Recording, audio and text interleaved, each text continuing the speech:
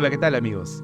Bienvenidos a este su programa Antidosis Podcast. En este programa tendremos un invitado especial para hablar sobre la independencia del Perú. Estamos con Juan Carlos Ponce Lupo, historiador de la Universidad Nacional Mayor de San Marcos. Juan Carlos, bienvenido a Antidosis Podcast. ¿En serio? ¿Sabes? Mávila me siento, Mávila. Mávila Werner.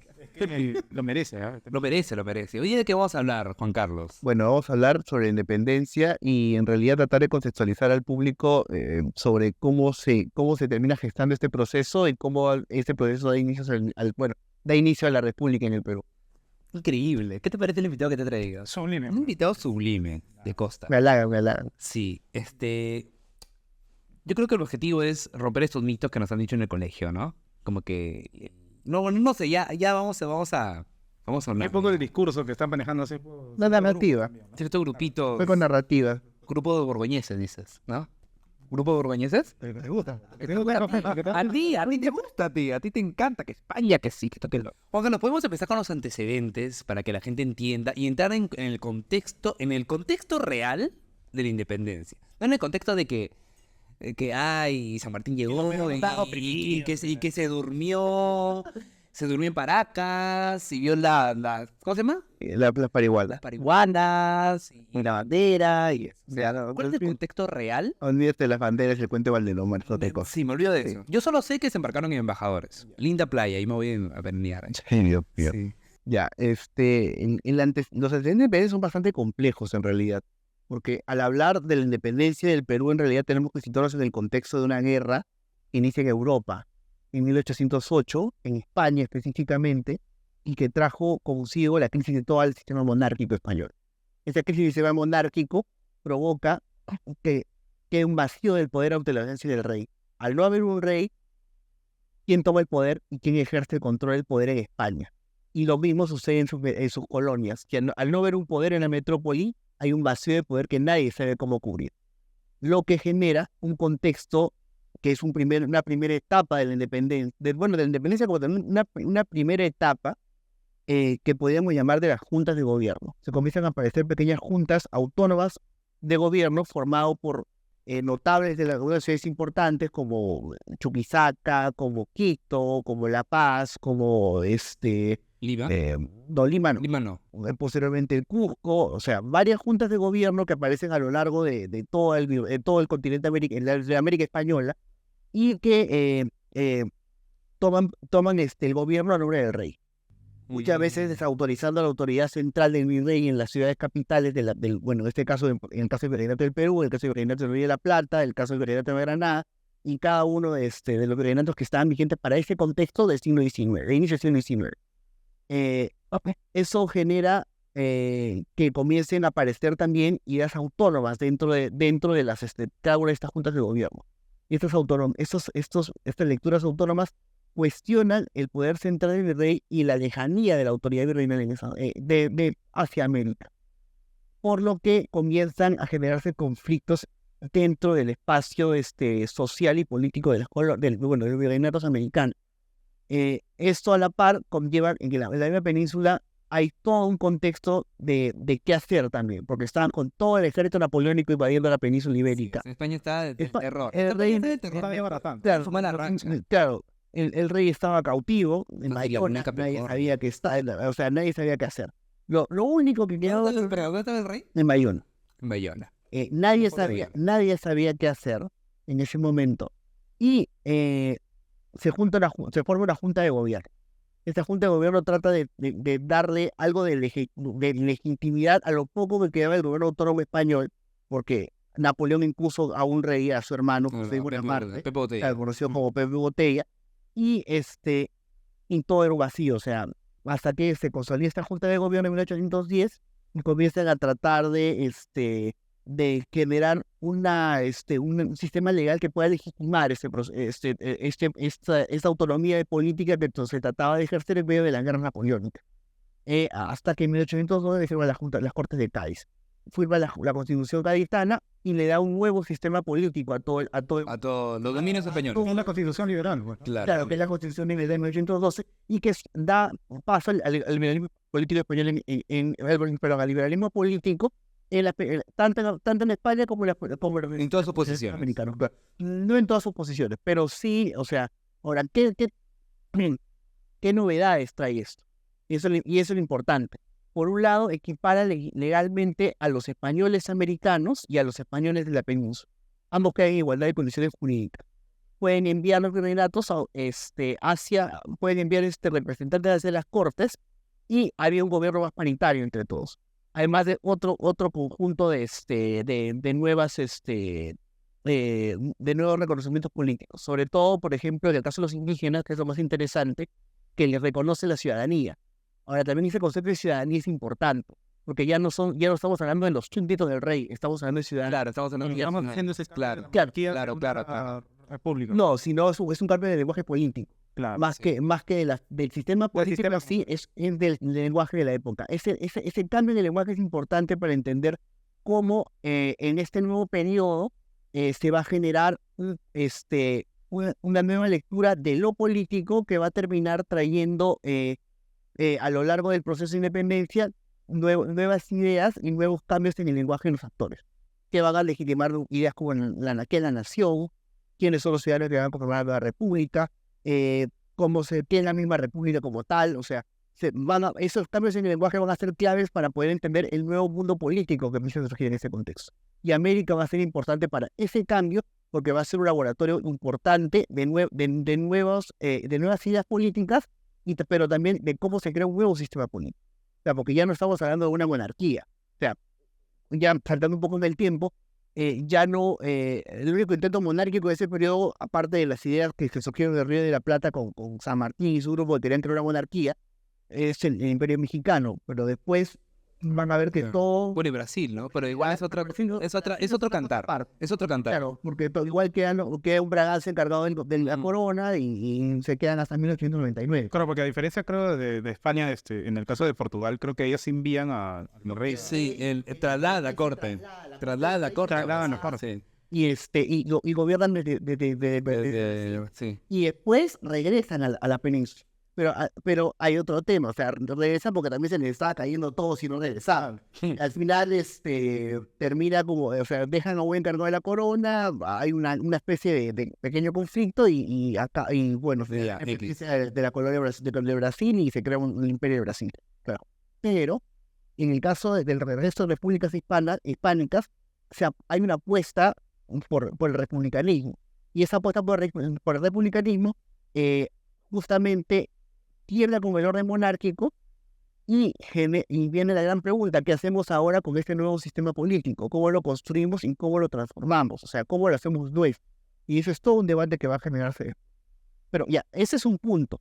Y por otro lado, ya después de terminar este periodo de las juntas, que más o menos acaba, en el caso peruano, acaba en 1814, después de la rebelión del Cusco, porque o sea, hay un conjunto de rebeliones que surgen en este contexto. Antes de llegar a San Martín. Mucho antes de llegar a San Martín.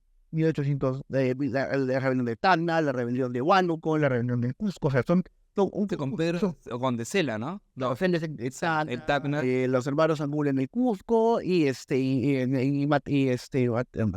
No, Crespo Castillo, bueno, Crespo Castillo es un conjunto de habitantes de Huánuco que se levanta, que trata de hacer su junta y se rebelan contra la corona.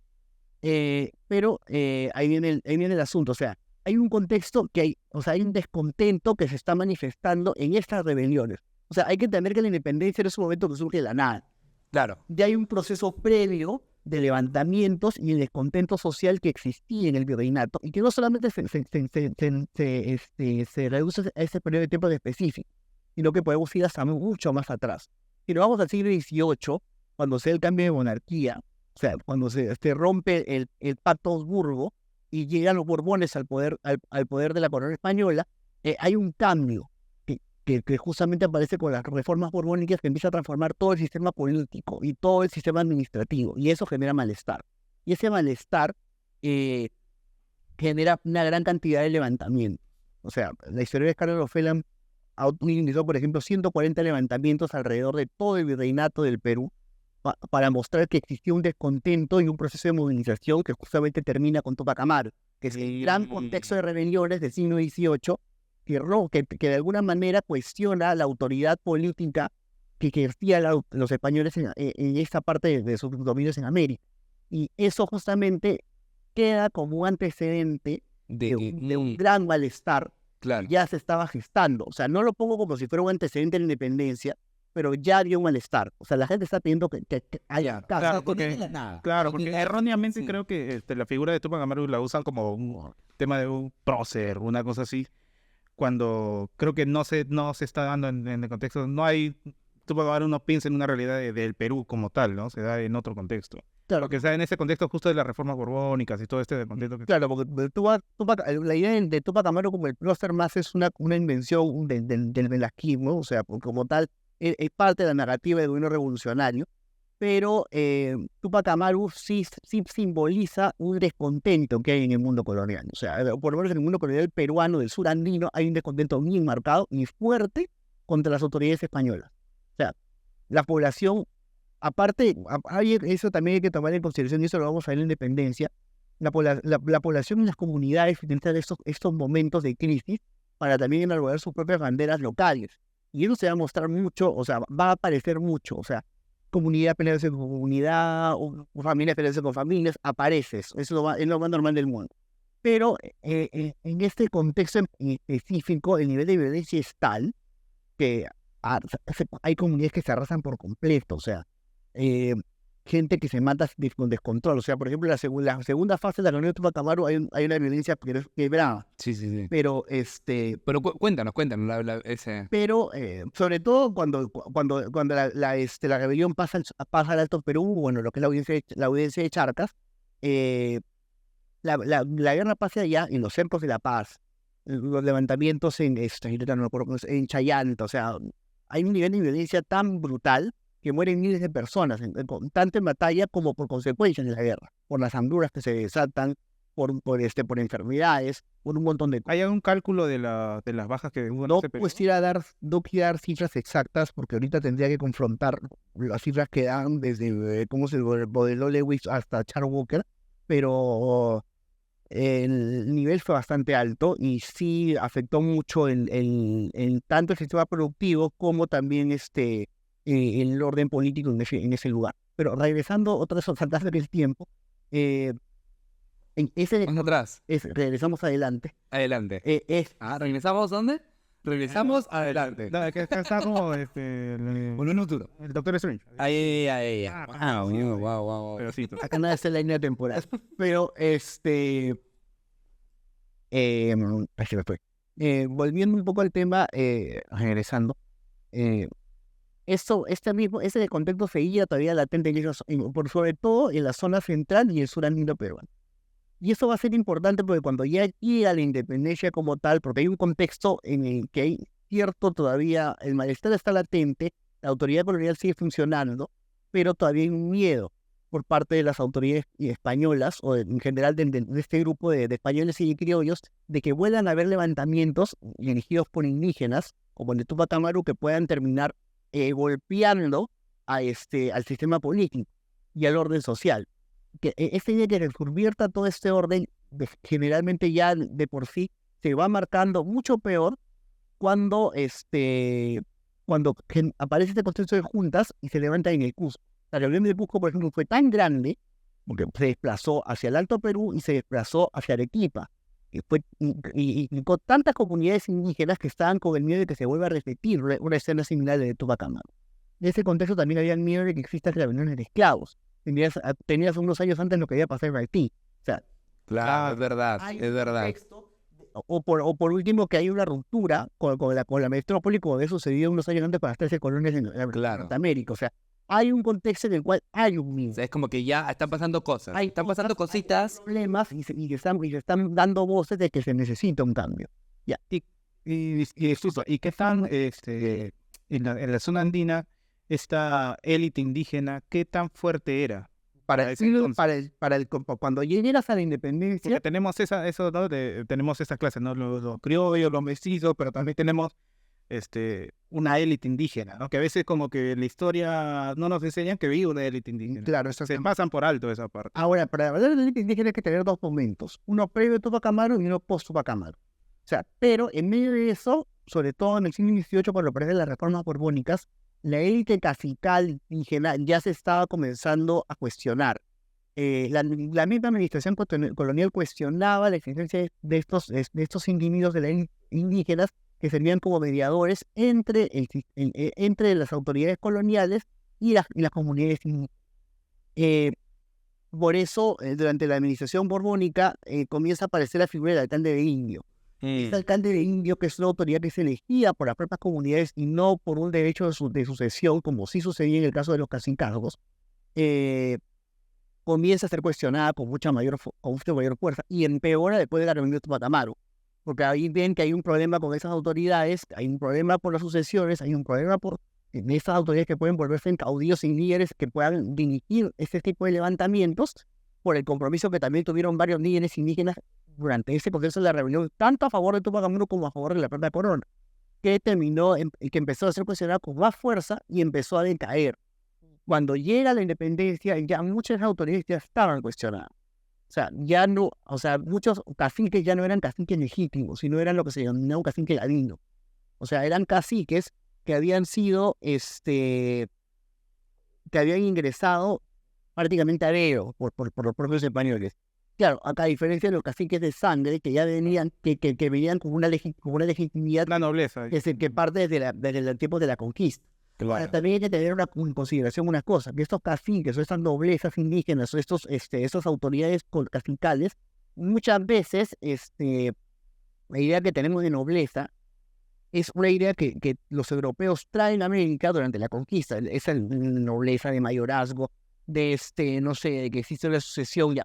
Eso viene del mundo español, del mundo europeo, que se traslada a América, ya que el sistema político indígena propio en Tahuantinsuyo era completamente diferente. O sea, inclusive hay historiadores que han cuestionado hasta la idea de que existe un Inca y su sucesión en Panaca y todas esas cosas. Claro. Porque posiblemente pueda tener otro tipo de orden político que queda vago entre las... Claro, es difícil entender. ¿Cómo era la sucesión o el sistema de gobierno? Tiene mucho entre cronista y cronista, pero que termina por adaptarse rápidamente al nuevo sistema político. O sea, es muy temprano el pedido de probanza de nobleza y todas estas cosas que presentan muchos caciques, o Mercedes, por ejemplo, por haber apoyado a la conquista, a la derrota del Tahuantinsuyo, que comienzan a legitimar indígenas, pedido de blasones, presentación de genealogías, cosas de ese tipo. Todo eso. Claro, que se comienzan a hacer comunes y que de alguna forma legitiman a estas élites y que se mantienen a lo largo de la época colonial. Sin embargo, cuando llega la independencia, ya estas élites están muy disminuidas y terminan de morir justamente en 1824 cuando Bolívar las termina por desaparecer. Pero yo tenía una pregunta, ya trayéndolo un poco cada vez más jalando a la independencia, ¿no? Regresando al futuro. Yo he escuchado también un poco de que, por ejemplo, el proceso de la Revolución Francesa se dio también, a diferencia de las independencias, los procesos revolucionarios que se han dado acá, los procesos independentistas en América, es que había un tema de igualdad, fraternidad y todo eso, se daba en un contexto de iguales. No sé si en esa época ya empezaba este cientificismo sobre el tema racial, por ejemplo. Y acá en América Latina, no sé si lo digo por un tema de que los indígenas luego de la independencia creo que no se logran ni ahí ni antes el tema de integración dentro del proceso de... Hay un tema interesante porque hay toda una discusión científica en ese contexto y en particular tanto del mundo ilustrado como lo que viene después, y se acentúa mucho más cuando aparece el darwinismo, sobre la diferencia que había no en sí sobre los indígenas como tal, sino sobre toda la población americana con respecto a los europeos, incluyendo a criollos e incluyendo a mestizos. Esa teoría de que los que nacen bajo la línea ecuatorial... Exactamente. O sea, ¿quiénes mientras más al sur están, tienen menos capacidad, menos todo un debate en el Mercurio debatiendo, el Mercurio peruano, por ejemplo, debatiendo a los científicos europeos sobre este asunto. O sea, hay que tener en cuenta que el debate científico, tanto en Europa como en América, estaba bien a la par y debatían uno con el otro. O sea, eso también hay que... Se veía esa correspondencia. Y justamente en el contexto previo a las independencias, y sobre todo a partir de la segunda mitad del siglo XVIII, hay una serie de expediciones científicas que vienen al Nuevo Mundo. Claro, la que viene de Humboldt, ¿no? Humboldt es de las últimas. Claro, hay otras misiones como la de la Condamint, Hay otra misión ahorita, la economía más importante, después viene la de Hugo, que es la otra segunda más importante, y una serie de menores. Hay muchas visitas o muchos trabajos científicos locales que tratan, por ejemplo, de recopilar especies, conocer, Claro, plantitas, claro, cositas, ¿no? ver el tema de Botánica. conocer el territorio. Mm. O sea, la más conocida tal vez puede ser la de Baltasar Martínez de compañía en el caso del Virreinato del Perú, la de Lecuandá también, que es otra importante. La misión de las expediciones de Caldas en en la Novena Nada, o no sé, ahorita no se me ocurren otros nombres, pero o sea, por un lado está este discurso que trata de legitimar a una élite americana o un territorio americano que trata de legitimarse frente a un grupo europeo que los legitima. Y por otro lado está también como dentro del propio territorio americano ven a sus propios habitantes, porque una cosa es que tú te veas frente a europeo y otra cosa es como ves a tus iguales. O sea, o sea, puedes ver cómo te diferencias un indígena, cómo te diferencias un negro o una persona de casta, por ejemplo. O sea, eso también es otro tema que tal vez sea un poco menos trabajado en ese sentido, pero sí, sí hay toda una discusión sobre, en verdad, cómo diferenciarse frente al otro. Es un debate que se va a mantener y se va a profundizar, como les dije, con un inicio que hasta el siglo XIX. O sea, cuando ya está bien entrado ya el debate científico como tal, que se comienza a cuestionar justamente esta idea con más fuerza la idea de la raza. O sea, quién es la raza superior, quién es la raza inferior. O sea, eso es un tema para aparte. Pero, o sea, esta idea de legitimarse frente a un territorio es importante también, porque también implica que se comiencen a crear cierto tipo de identidades locales que se van a empezar a marcar por el tiempo. O sea, cuando, por ejemplo, tú hablas de patria en este contexto, estás hablando estás hablando de tu patria chica, de tu ciudad, de tu villa, o sea, del lugar... Ok. Claro, pero ahí se comienza a crear también el sentimiento de la otra patria, que es más grande, que acumula un conjunto de estas pequeñas patrias, pero que terminan buscando cuál es el sentido que empieza como que a juntarlas, o sea, cómo se va construyendo un hilo entre cada una de estas. Ok, o sea, ¿qué nos une entre patrias? Que nos une, pero cómo también dentro de eso... ¿Cómo nos une, pero junto con no revuelto? Claro, es algo así, pero... Ok. O sea, más o menos esa analogía, pero también es todo un tema, porque al final queda como que ahí, o sea, porque eso ya no va a ser con mucho mayor resentimiento cuando se va construyendo la República. Porque cuando llegas a la República, ahí justamente te das cuenta inicios de la República, y ese junto pero no revueltos, todavía sigue siendo un junto pero no revueltos. O sea, ¿en qué momento se comienza a diferenciar realmente El no revuelto. entre una élite blanca, limeña, criolla en general, ya. bien diferenciada con un mundo indígena y un mundo afroperuano que es una gran pregunta, ¿qué pasa con el mundo afroperuano en el siglo XIX? Porque prácticamente desaparece. Se hace humo, o sea. ¿Cómo que, amigo, no eres nada? Sí, se hizo humo, o sea. Claro. Y un mundo indígena que era mayoritario en gran parte del territorio, frente a esta élite que toma y que se asienta en Lima y que toma el poder político del país. Pero estamos en esa transición de qué pasa y quién queda y quién no queda. Es bien curioso que, por ejemplo, en los primeros, a inicio de la República, figuras como, por ejemplo, el médico Valdés, que hace poco ha salido en la serie numismática del Banco Central de Reserva, que siendo un hombre de casta, termina en el Congreso. O sea, es un diputado suplente, pero está en el Congreso. O un Domingo Choquehuanca, que es un miembro de la élite indígena del sur andino, que termina en el Congreso. O sea, que hay esos o un Ignacio Ninavilla, que es un cacique de Huarochini, que fue importante en la guerra de guerrillas en el centro del Perú durante el contexto entre 1821 hasta 1824. Fue un hombre importante y que se mantiene vigente a nivel político hasta 1930 y tantos. O sea, ves que todavía hay estos rezagos de líderes locales Que se dan espacio. que se dan espacios y que son, Pues son rezagos. claro, son unos rezagos pero que se mantienen. Pero a nivel local, o sea, que es un tema que todavía no hemos estudiado a profundidad, cómo a nivel local todavía se pueden mantener estos grupos de poder que no son blancos y que son mestizos o indígenas, que todavía siguen teniendo ciertos controles sobre ciertos territorios. Obviamente que también el poder en los territorios cambia después de la guerra, porque aparecen nuevos líderes, aparecen nuevos liderazgos locales, se entregan liderazgos locales a ciertos, a los que, bueno, lo que nosotros debemos llamar los héroes de independencia, se les termina entregando, por ejemplo, que ya te doy como recompensa esta hacienda que le pertenecía a no sé quién y es tu recompensa. creas también una nueva élite local y nuevos poseedores en territorio también. Hay cambios importantes que surgen durante este contexto que, por un lado, rompen con lo que existía en los años anteriores, en los años previos a la guerra, y cambian y se transforman en nuevos espacios de tanto de poder, de control social y hay cambios de transformación política en esos momentos. Bueno, también parte del programa era desmentir un poco esta narrativa hispanista, Sí, defensora de la anarquía. Porque esta narrativa es como que, no, pero antes los indios vivían muy bien. Ellos estaban felices siendo... O si no colocar por el tema del proceso de independencia como en demérito o en perjuicio de los indígenas, por así decirlo. Mucho de esto dicen que, por ejemplo, la condición indígena fue peor post-independencia que durante el virreinato, por así decirlo. ¿Qué tan desierto o qué tan grande es la mentira ahí? ¿O es una verdad media? Pero ahorita se nos va a manifestar el Capitán Perú. Pero No, que se manifieste. Dios mío. En un momento ahí sale siempre de la sopa. Que se manifieste a ver si puede.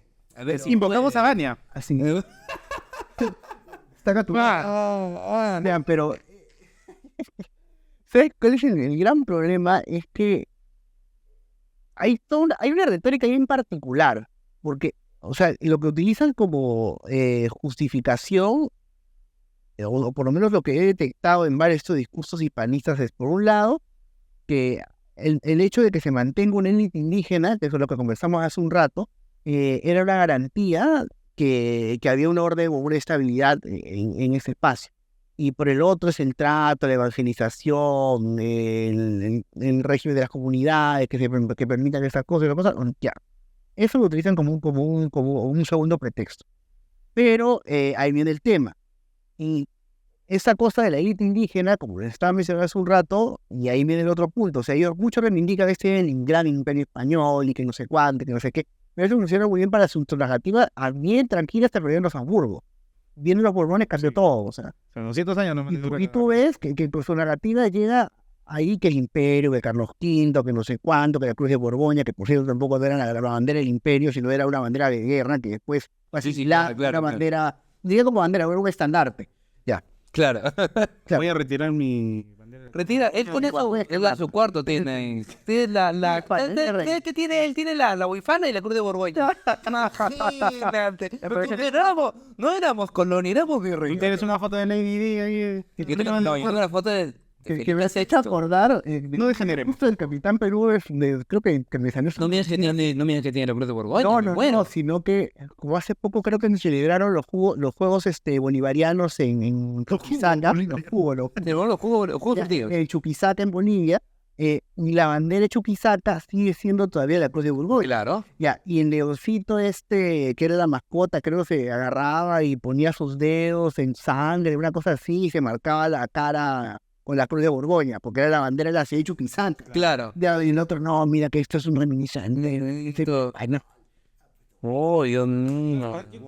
Ya que como que caen en ese error de, cierta herencia cultural que va transformándose con el tiempo, como que la resaltan como si se hubiera quedado anclada en el tiempo y tiene el mismo significado hoy. No, ya, ese es un tema, los símbolos cambian. Exacto. Todo está sujeto a transformaciones históricas. No es un mantel de chifa, man. ¿Ves? Tú, es decir, que tú No es una la chifana, la huifana, por ejemplo, que bueno, este componente es un imbécil, la blanco-gresista que claro. Te voy a contar después ya. La huifala, o sea, es un símbolo que tal vez no sea un símbolo, puede o no puede ser un símbolo que venga de tiempos prehispánicos, pero es un símbolo que sí no tomó un conjunto de comunidades indígenas para identificarse, o sea, vale identificarse como un símbolo que va más allá incluso de los propios símbolos patrios, que también es una dimensión política contemporánea, o sea, hay que tomar en cuenta una cosa, que estos símbolos modernos que tenemos ahora, con la bandera, El escarapel, el escudo. claro, son símbolos o los signos, que son símbolos que no son o no vienen desde la antigüedad, o sea, son cosas que se van conformando con el tiempo y recién en tiempos modernos se toma como parte de los símbolos nacionales. En este contexto de construcción de naciones, se buscan estos símbolos para poder identificar a la comunidad política como tal, o sea, no es una cosa que viene de antaño, es algo que va surgiendo con el paso del tiempo. O sea, de la bandera del Perú es el mejor de los casos, o sea, hay varios modelos previos a la bandera que tenemos ahora. Igual hay varios modelos de escudos previos hasta que llegamos al escudo actual. el himno nacional, mira todavía el debate que sigue generando, que Sí, se canta claro. largo tiempo, que es de Jacob, que no sé cuánto, que no sé qué. O sea, Sí. hay todavía un debate sobre esos símbolos. O sea, no es un tema acabado. ¿Quién quita que cualquier día viene un loco y cambia la bandera y adiós, se acabó todo el payaso? O sea, que puede pasar. O sea, A través del payaso potencial, hay ¿no? países que han cambiado su bandera hasta hace poco siguen cambiando su bandera. O sea, O hasta la denominación del nombre, ¿no? Claro. Que en la India ahora es Bharat. claro, la India cambió su Oficialmente. ¿Verdad? Turquía Oficialmente sí. cambió su nombre oficialmente. Sí, claro.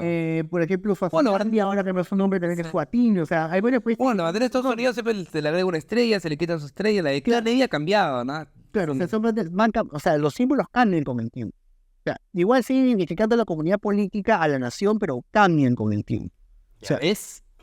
Claro, no, sí, está bien, porque es que Con este hispanista. los hispanistas, así, no sé, de corte monárquico, por así decirlo, los que añoran otra vez el trono y el regreso del trono y el altar y todo esto, El día de Rey Felipe y no me dejan los pies. buscan también Yo estaría haciendo eso. Ay, no. usan, ¿no?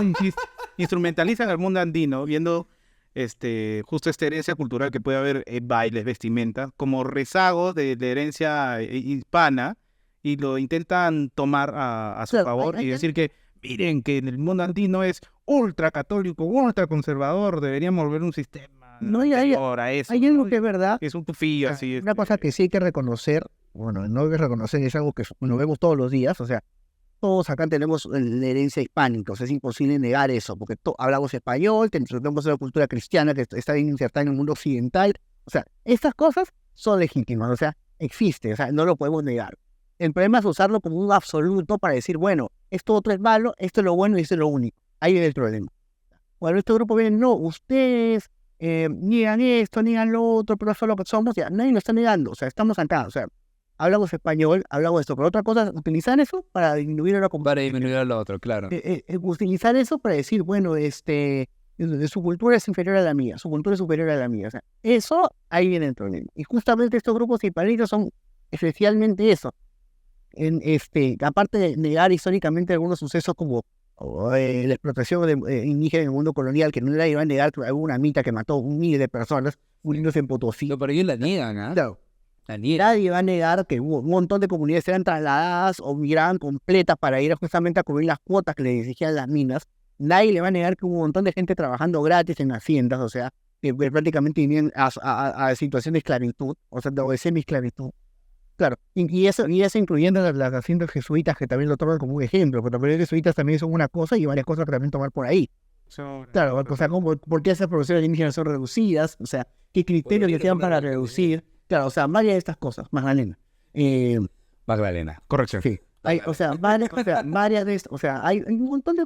Claro, y lo suavizan, no sé, diciendo, por ejemplo, no, que un minero en York, en Inglaterra, vivía en peores condiciones que un indígena durante el reinado. Lo que quiero decir, si hubieran venido los ingleses aquí hubieran exterminado a todos, o sea, también es como que... O sea, Claro, es que es muy absoluto, pues, ¿no? claro, es muy absoluto, pero tampoco tomarlo como absoluto porque también el proceso de colonización en América del Norte también tiene sus propias particularidades, tanto en Canadá como en Estados Unidos. Pero o incluso la propia Nueva España, o sea, había territorios que prácticamente eran libres, o sea, eran abiertos y totalmente controlados por indígenas. O sea, todo el centro de México, la península de Yucatán, bien entrado el siglo XVII, todavía seguía siendo parte de un espacio aparte, o sea, no con negociaciones con la corona española, sí, o incluso aquí nomás en el sur, en la Araucanía, en el límite del cual llegaban los españoles. Más allá de eso, hasta la Cuba republicana que los chilenos literalmente conquistan el sur, o sea, Claro. o Igual en Argentina. igual en Argentina con los patagones hacia el sur, o sea, queda todo o sea, están allí, pero Claro, creo que se busca un pasado idílico que Claro, no existe. Igualito o sea, con los republicanos, ¿no? siempre se trata o sea, hay una tendencia de tratar de idealizar y de crear mitos fundacionales para ciertas comunidades de culto, porque hay que ser sinceros, esto funciona con la comunidad de culto. Tiene sus héroes, tiene su pasado glorioso, tiene tienen ¿cómo se llama? Su legitimidad, o sea, tratan de legitimizar una narrativa a través de hechos tergiversados y transformados que de alguna manera cuestionan incluso hasta la propia investigación histórica, porque hay que ser sinceros, a veces hasta pegan un poco de pseudocientíficas, porque no tienen una legitimidad, o sea, cómo legitimarlo en base a fuentes históricas. Nosotros para llegar a algo, para decir algo, para narrar algo como historiadores, tenemos que tener un sustento documental que nos diga, bueno, esto, o sea, esto es lo que nos dicen las fuentes. Nosotros no podemos decir, ay, que porque eso se me ocurrió, no, porque eso no se me ocurrió. La documentación te va a dar o te va a decir, esto es lo que podemos sacar, o sea, estas son las preguntas que me puedo hacer a través de esto sobre ciertos sucesos o ciertos contextos históricos. Y con eso tratamos de crear una narrativa sobre el pasado, porque eso es lo que hacemos básicamente los historiadores. En vez de un tipo que porque se dio 5 libros de historia y dice, yo ya sé, y esa es la interpretación, ya, tampoco así no funciona.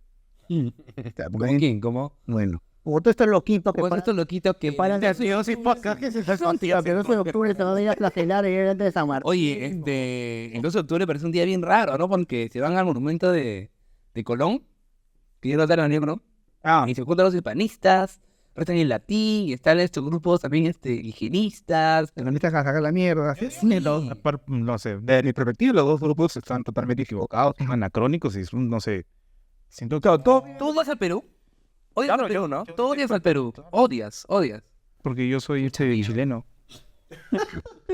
No, nada que ver, pero, o sea, sí siento que, bueno, estamos en la narrativa hispanista, pero también hay una narrativa que puede ser, no sé, pues, la que manejan los etnocaceristas, por ejemplo. Claro. Que también es un retorno a un pasado, a algo mucho anterior que se basan también en mitos fundacionales ya de una nación, inclusive, no sé decirlo, incaica, por así decirlo. Sí, este paso, Tauro se apita como en ese, ¿cómo se llama?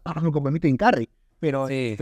el problema es que, o sea, hay que... Y ese discurso te lleva a que, no sé, pues, disculpa Claro, que te interrumpa, que Antauro quiere hacer, no sé si viste, que fundar su propia iglesia. Hasta loquito. Hasta ahí te puede llevar. Va a terminar como los Alfa y Omega. Bueno, ya hemos hablado del proceso y todo eso. Sí. Hasta en la iglesia de Antauro nos hemos ido. Ya, yo digo, no sé, pues, ¿qué sucede con las corrientes libertadoras? ¿En qué momento San Martín? Claro. ¿En qué momento San Martín? ¿En qué momento Bolívar? ¿En qué momento? Perdón. Perdón, está bien. Para ti, te la doy. Ay, ¿en qué momento San Martín? ¿En qué momento Bolívar? Ya. En el caso de San Martín, ¿Qué es mi favorito? este grupo de libertadores, bueno, libertadores también entre comillas, que llega del Río de la Plata, que ya se había logrado independizar en 1817, que ya habían formado su propio gobierno autónomo en esta figura de las Provincias Unidas. San Martín, que era uno de los tantos militares que surgen de estas guerras,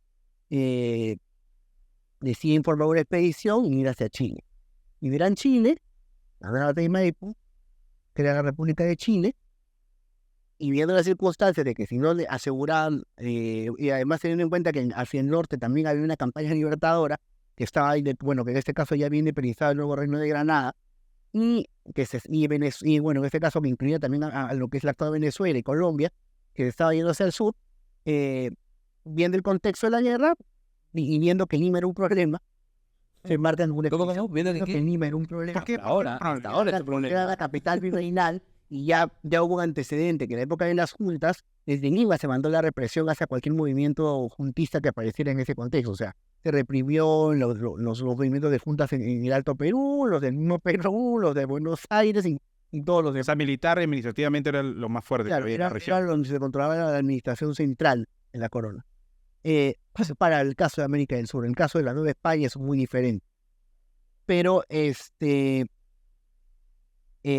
o sea, sale a su expedición y bueno, llega en septiembre de 1820 al puerto de Pisco, a la bahía de Paracas, y de ahí comienza la expedición libertadora de San Martín, pues, o sea, Hacia Lima. hacia Lima. O sea, arma su cuartel general en Huacho, y de Huacho, o sea, no entra en conflicto directo en Lima, sino que hay una expedición que va desde el sur hacia, o sea, que parte desde el cuartel general en Pisco hacia la Sierra Central, dirigido por el general Álvarez General, toman la Sierra Central, ingresan hacia Lima por la sierra, las tropas del virrey huyen hacia la sierra y se van hacia el Cusco, porque primero se sitúan en el centro del Perú, en las cercanías de Huánuco, Ok. y de Huancayo, y después se van hacia el sur, hacia el Cusco.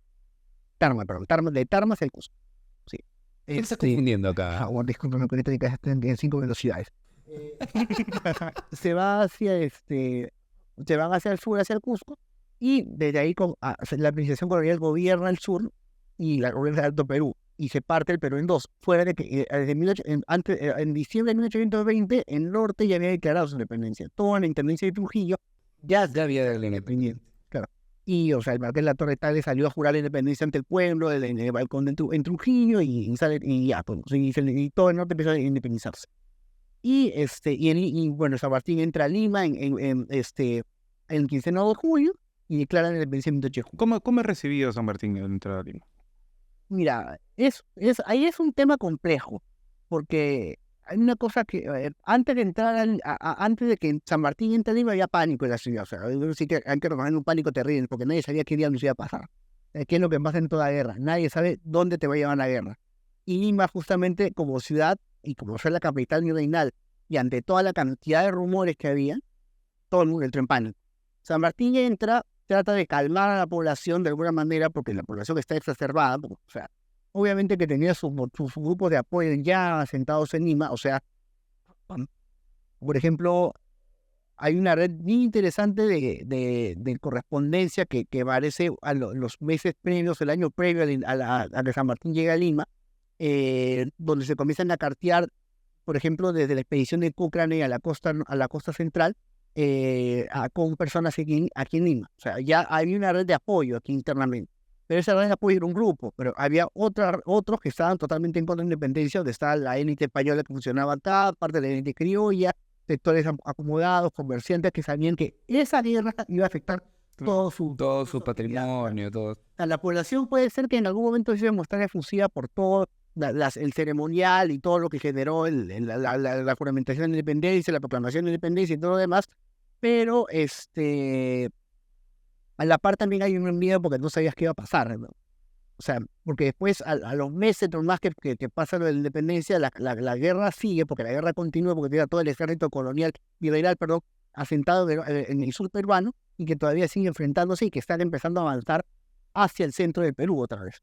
Y que en realidad terminan tomando de nuevo todos los territorios ganados, terminan siendo conquistados de nuevo por la corona, y terminan otra vez tomando Lima después de 1822. Por eso, o sea, hay un contexto de bastante inseguridad y miedo. O sea, todo está como que en un stand-by terrible, que nadie sabe qué va a pasar. Y en el otro lado, justamente, San Martín se va del Perú, o que se termina yendo harto, porque harto de toda la situación. Tienes una carta, ¿no? Te fijas de Martín saliendo, harto me tiene. Chao. O sea, Hay una carta que le habla a los limeños. Hay varios documentos grandes en los medios. O sea, que San Martín dice, no sé, padre, tú sabes. Pero además también, no, más que importante que eso es cómo también se comienza a instituir el gobierno. Porque también hay un gobierno, o sea, San Martín se nombra como protector, un gobierno del protectorado y un gobierno provisorio. Se crea o se trata de crear un estatuto provisorio para crear un congreso, un parlamento. El parlamento se termina legitimando en el 22, a finales del 22, pero previo a que el parlamento se haga, San Martín se agarra, se va a su chiva, se va a Guayaquil, conversa con Bolívar Zafa. y Safari. Y Zafari. ¿Ya? Fuente de Casca. Me voy a echar de se fue. Harto. Se fue harto. Sí, porque no, ¿Usted se fue? ya no tenía su centro político había caído después de los fracasos que fueron la segunda campaña de Álvarez Federales a la Sierra, que fue un desastre total. Y después, y además también porque ya los españoles comenzaban a acercarse otra vez. O sea, ya estaban en el centro del Perú, ya estaban bajando a Lima. O sea, todos entraron en pánico, los españoles entran a Lima y el gobierno entra a Trujillo. O sea, todos estaban en total pánico. ¿Qué quedaba? Salió la idea, bueno, íbamos a Bolívar. Y con eso trae a Bolívar. Claro, con Bolívar. Tráeme el loco. Mandan una expedición, la mandan a Quito y el hombre viene al Perú. Viene al Perú y comienza la segunda parte, o sea, arman con ejércitos colombianos, los pocos remanentes que quedan los ejércitos argentinos y chilenos y los ejércitos peruanos, porque hay que tener en consideración una cosa, que durante este contexto, mucha de la población se involucra en la guerra, porque al ser un país en guerra, todos se ven incluidos en la guerra.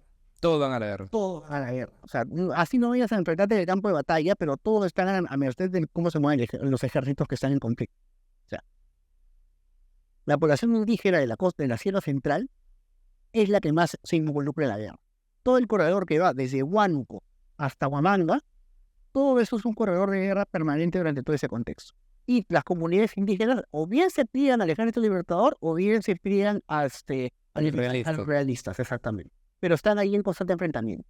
Y vas a ver que, y es muy curioso porque muy temprano que llega a San Martín, varias de estas comunidades, incluyendo el paso de armas regionales por toda la Sierra Central, inmediatamente se suman al ejército, inmediatamente forman las redes de apoyo, inmediatamente están contribuyendo con productos y con ganado y con productos que puedan llevar a los ejércitos. Va a acompañar a las tropas, o sea, legitima y le reciben a los expedicionarios con grandes ceremonias públicas. O sea, ves que hay un apoyo de la población, o sea, y ahí entra un famoso debate que es si la independencia fue concedida o concedida, o sea, ¿quién? O sea, sí, que en realidad la población no quiso ser independiente, o sea, ahí, que es un debate que en realidad es el único gran debate que ha tenido la historiografía peruana, llegas al punto de que en realidad sí hubo un sector de la población importante que sí que de que el territorio se desligue de España, mientras que otro grupo, obviamente que no, que todavía seguía apoyando a la corona y que por varias razones. siempre hay detractores, siempre hay detractores. Claro, por eso se tiene como una guerra civil también, ¿no? Por eso que hay algunos que hablan de la guerra civil. Los españoles entendían como una guerra civil, por ejemplo. O sea, porque sí aparece el concepto de guerra civil en algunos documentos. Otros, obviamente, que la guerra tampoco también hablar de independencia es bien complejo porque la guerra. La guerra fratricida. O sea, es una guerra, en verdad, es una guerra. Es una guerra, war. Con todas sus palabras. Y es una gran guerra, ¿no? Es una guerra continental, en realidad. Claro, pues es la guerra que están moviendo, o sea, son ejércitos que están moviendo desde Caracas, Grande desde distancia. Santa Fe, desde Quito, desde Buenos Aires, Santiago, se están moviendo, o de diferentes partes del sur, se están moviendo hacia el Hacia el Perú. Napoleón parece que está jugando en su cuadra, nomás. Claro, y al final solo Dios mío. cambian los barcos de la guerra y comienza a avanzar nuevamente, o sea, toman más hacia la Sierra Central, comienzan a hacer guerra, Junín, Ayacucho y paz. La guerra no acaba de Junín y Ayacucho. La guerra acaba en Ayacucho. Este año celebramos el bicentenario de Ayacucho. Ya. Ayacucho es el fin o sea, De todo ese proceso. de todo ese proceso militarmente hablando. O sea, pero todavía quedan pocos de resistencia, que todavía se mantienen hasta bien entrado el siglo XIX. O sea, en caso más conocido es en los iquichanos de Guanta, que están guerreando encabezados por la mala Huachaca hasta 1829, 1830, siguen dando vueltas ahí. Claro, la batalla de Mayo puede ser también. No, me digan nada. Yo fui floro. Por ejemplo, tienes la resistencia que todavía se mantiene hasta 1825 en el Alto Perú. O sea, hay todavía un conflicto. Es una bastión realista. Claro, es un bastión realista. Fuerte, el Alto Perú. Claro. Después en el Alto Perú surge figuras como la Iñeta que todavía siguen carteándose con España para poder mandar tropas sin que se reconquiste el Perú. O sea, aparte de eso, tienes el bastión de Rodil que dura hasta 1825 en los postines del Callao. O sea, todavía hay focos de resistencia que se mantienen ahí pendientes, pero en 1824, en la batalla de Ayacucho, se cierran los enfrentamientos militares. Lo demás ya son cosas. Lo demás son cosas menos. que quedan ahí en medio de la nada. Lo que ustedes no saben, o sí saben, porque ustedes se dan cuenta, es que hacemos cortes, pues, ¿no? Ustedes saben que hacemos cortes. En este corte, acá el bebé, Lupu, Juan Carlos, Ponce, Ponce León, nos ha soltado un datito, loco, que cuando San Martín llega se hace un tonazo, dice. Un tipo así casona, tipo guachupa, Fíjate la de Lima, dice que hubo. tipo discofobia, sí. Tipo discofobia, sí. Fue un Lupe, fue un Es Lima. parte también de las celebraciones de la época, o sea, armar estas fiestas de recibimiento a la nueva autoridad. O sea, por ejemplo, cuando se proclama la independencia, o sea, se hizo todo un fasto enorme de celebración. Corrida de todo. De borracheras en medio de la calle. Como ahora. Inclusive recuerdo Como el Pride, como la fiesta del Pride. dónde no leí. Ya me vi así su carroza, San Martín entrando. Tapado con mesías.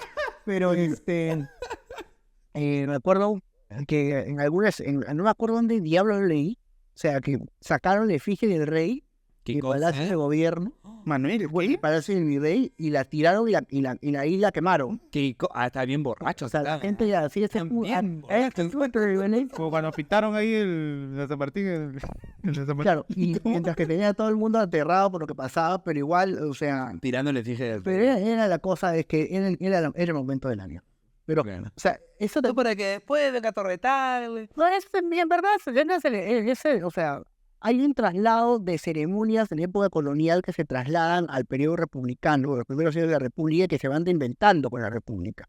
O sea, como ya no, porque la República era como, por ejemplo, rememorar la independencia, cómo creabas un calendario de fechas importantes para recordar hechos importantes, o sea, porque ya no tendrías que celebrar la coronación del rey, ni el cumpleaños del rey, ni de la reina, ni del príncipe, ni nadie más, sino que es el Día de la Independencia Nacional. Claro, la proclamación. Claro, la programación. Claro, todo este tipo de ceremonias, algunas como el Tedeum, por ejemplo, se traspasan y se vuelven parte del ceremonial cívico, porque ya estamos hablando de un ceremonial propiamente cívico de la República. O sea, por otro lado, ya no tienen las grandes celebraciones de tener que armar grandes catafalcos, grandes, no sé. Estos arcos de triunfo. Los ¿no? arcos del triunfo, claro, Claro. para legitimar la autoridad del regreso de mi rey, el cumpleaños de mi rey, la fiesta de la Virgen y el Santo, no sé cuánto, ya.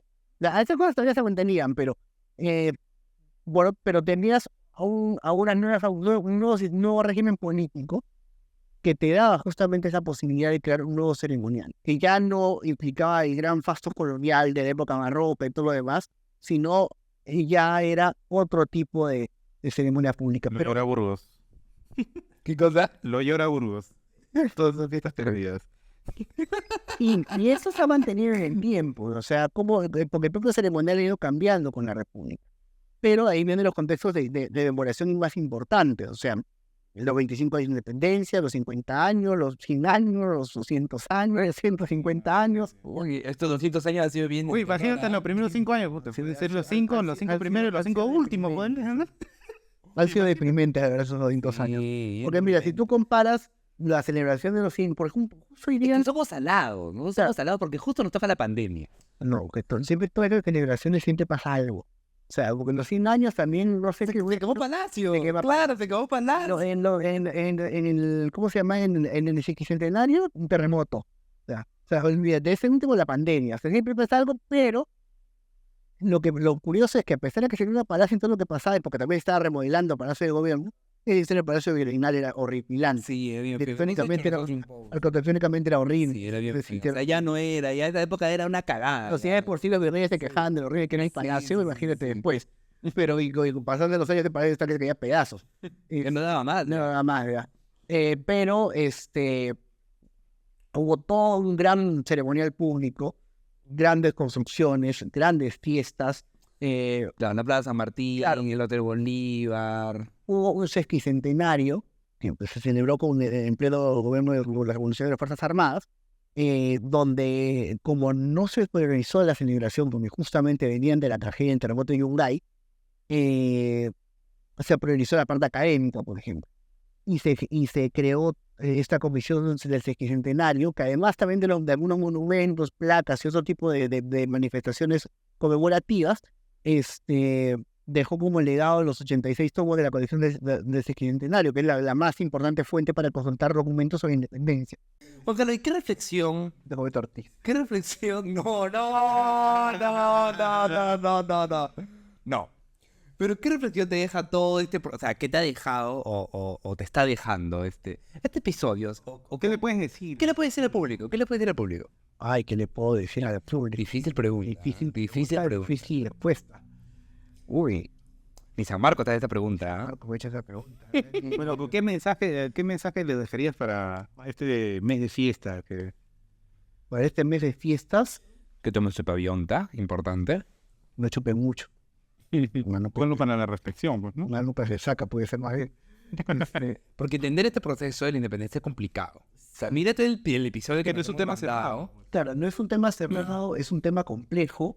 Además también implica no solamente no tener una mirada tan nacionalista, sino es abrir un poco el espacio a qué sucede también en otras partes de América en ese contexto, porque uno marca al otro y la red se va extendiendo por todo el continente. O sea, no es una cosa que se quede o que se siente solamente en el Perú, sino que el Perú es parte de un proceso continental y mucho más complejo. Que, como les decía al comienzo del episodio, es una cosa que incluso va hasta lo que sucede en España. O sea, es una cosa que va marcándose y va de forma pautada, construyendo toda una serie de procesos que terminan justamente en Ayacucho en 1824. Pero que además también implica ver hacia el presente cómo nosotros cómo nosotros nos vemos después de este proceso 200 años después. Porque implica también cómo hemos asimilado o sea, cómo también entendemos que nuestro país, que se ha construido bajo un régimen republicano, que se considera una democracia, entre comillas. ¿Pero por qué te ríes? ¿Por qué te ríes? Creo que todos sabemos por qué. Sí, claro. Que además también todavía sigue manteniendo desigualdades o sigue manteniendo algunos puntos que o sea, que se han mantenido en el tiempo. Hay racismo que todavía sigue existiendo, violencia contra comunidades indígenas, temas como, por ejemplo, cuánto el Estado puede llegar al territorio nacional. O sea, son cosas que todavía siguen siendo varios pendientes que, a pesar de que vamos varios años de independencia, de república oficialmente, se quedan todavía como un stand-by. O sea, cuánto hemos cambiado, cuánto hemos mejorado y qué se necesita. O sea, es ver un poco más esa reflexión más en presente. O sea, buscar los caminos que como sociedad y como nación nos permitan romper justamente con eso y ver cómo nos podemos a redefinir como Estado. Y es curioso porque las dos primeras celebraciones, porque tanto el centenario como el sesquicentenario, fueron en momentos autoritarios. O sea, porque tienes el autoritarismo de Leguía, el autoritarismo de Velasco y el régimen militar, y ahorita estamos nuevamente con el autoritarismo. Era una crisis, porque comenzamos esto con una crisis, y ahora estamos con el autoritarismo del Congreso de la República y de su títere Medina. O sea, tenemos también que ver cómo se dan estos, no lo quiero llamar como un eterno retorno, sino también como estos ciclos en el que el país pasa por un autoritarismo muy fuerte. Estas coincidencias cómicas que tiene. Pero es un país de coincidencia. El país es una tragicomedia. Es una tragicomedia. Sí. Sí, Sketch de pero estamos en un péndulo permanente entre entre la democracia y el autoritarismo, y no lo tenemos superado 200 años después. Ya no tenemos militarotes que están dando vueltas en el poder, porque ya no los tenemos. Eso ya se acabó después del último golpe militar. Pero tenemos a civiles que están tomando esa función de militarotes, que están haciendo la misma jugada. O sea, tenemos un Fujimori que igual se carga el ejército atrás y que toma el poder. Claro. Y ahora tenemos una Dina que se carga los cachacos atrás que toman el poder.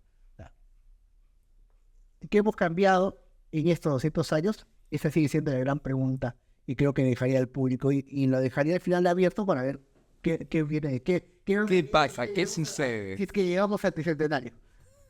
Muchas gracias, Juan Carlos. Gracias, Te agradezco. Aplausos del público, por favor. Aplausos. Aquí estamos con público, no saben, ¿ah? Estamos con un público. ¿En este episodio no hacemos al ganador, no? ¿En este episodio? No. No, pues. No, el pues. episodio lo vamos a anunciar en vivo. Ah, es verdad. O sea, cuando salga esto, no está el ganador. Muchas gracias. Sí, pues, en vivo. O Muchas sea, para gracias este por episodio escuchar ya el está el podcast. ganador, creo. Muchas gracias por escuchar el podcast. Síganos en nuestras redes sociales. Suscríbanse al canal. Y sigan pues a Juan Carlos en sus redes sociales, que lo vamos a dejar en la descripción. Oye, me sentí Dross. Me sentí como que Auron Play. Me sentí. Número 6. Chao.